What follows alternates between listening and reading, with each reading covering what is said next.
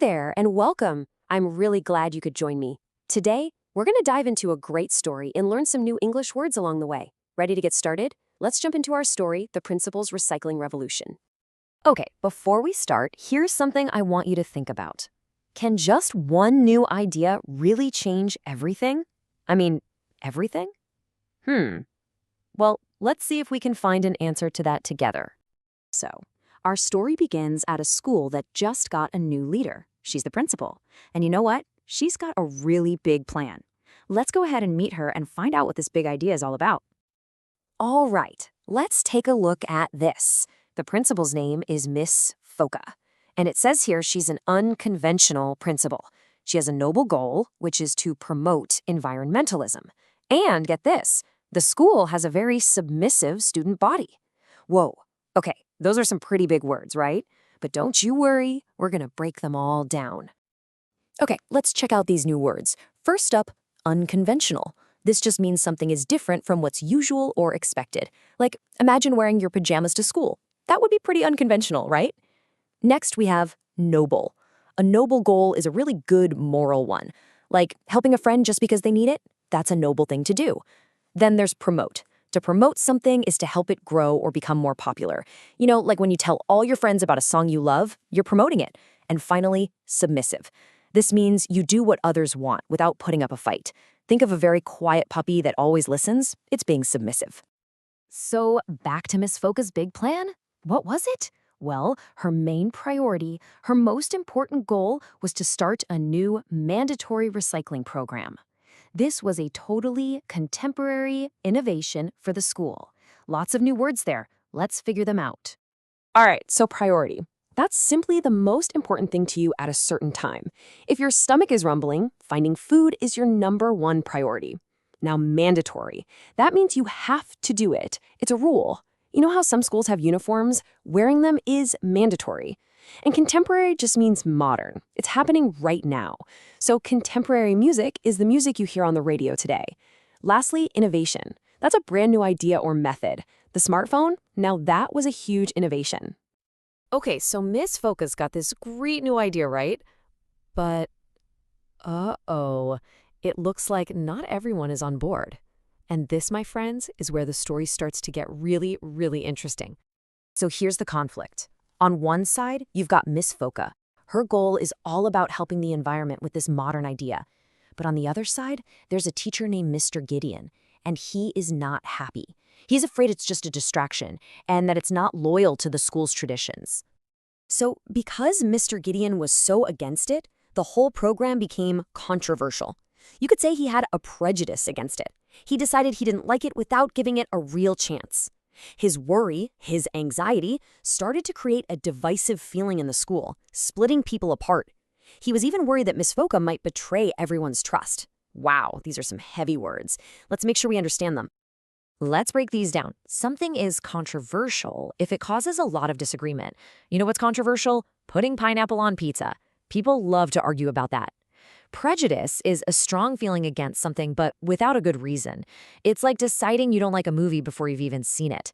Anxiety is that feeling of worry or fear. You know, like the feeling you might get right before a big exam. Something is divisive if it causes arguments and splits people into different groups. And to betray someone, well, that's to be disloyal to them when they trust you. Like if you tell a friend's secret, you betray their trust.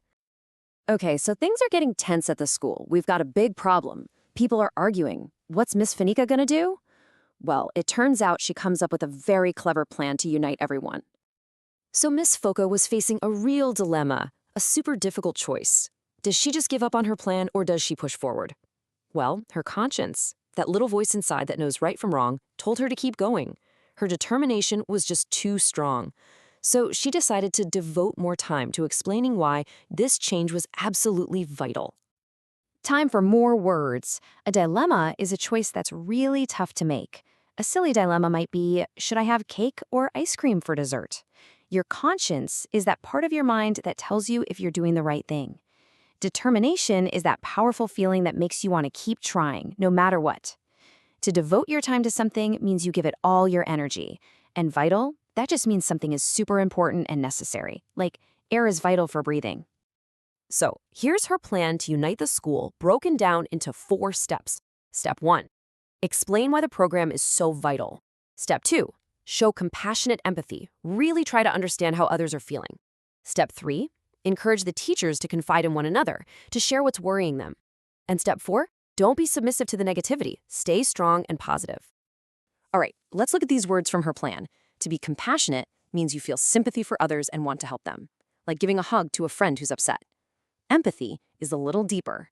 It's the ability to actually understand and share what someone else is feeling. To confide in someone means you trust them enough to tell them a secret. And finally, rational. A rational decision is one based on logic and reason, not just on emotions. So Miss Fuka has this really smart, kind, and rational plan. The big question is, did it actually work? Well, let's find out as we get to the final part of our story. And yes, it absolutely worked. Her thoughtful, rational approach started to gain momentum. It started picking up speed and getting stronger. And the results? They were totally remarkable. Just amazing. Just how good were the results? Take a look at this. 100%. That's right, virtually everyone, which means pretty much every single person, started to participate. Wow, that is just incredible. Okay, let's get these new words down. Momentum is the force that keeps something moving and growing. Think about a snowball rolling down a hill. It just gets bigger and faster. That's momentum. Remarkable means something is unusual and surprising, in a really good way. Seeing a double rainbow is remarkable. And virtually just means almost completely. So if a pizza is all gone except for one tiny crumb, you can say it's virtually all eaten. And you know what? The success went way beyond just recycling. A whole new phenomenon started to happen. Students started becoming leaders. And this began to reflect a new guiding principle in the school. Miss Foka had done it. She had managed to unite the entire campus. And here are our last few words for today. A phenomenon is something that happens that's often a bit unusual or special. The northern lights are a beautiful natural phenomenon. To reflect something means to show it. For example, your happy face can reflect your good mood. A principle is a strong belief or a moral rule that guides how you live. A good principle is to always be kind. And finally, to unite means to join together and become one group. And that brings us to the end of our story. What an awesome story, right? Okay, let's do a quick look back at what we've learned. Let's remember some of the key words. We learned that Miss Foka's recycling plan was mandatory. We saw her incredible determination and her empathy for others. Her plan was super rational, and because of that, virtually everyone participated, and she was able to unite the whole school. You did an amazing job learning all of these new words today, seriously. And before we go, I've got one last question just for you. Miss Foka had one idea that completely changed her school. So what's a good idea, maybe just one small idea that you have that could make your school or even your neighborhood a better place? Something to think about. Hey, thanks so much for joining me and learning with me today. I really hope I'll see you again soon. Bye for now.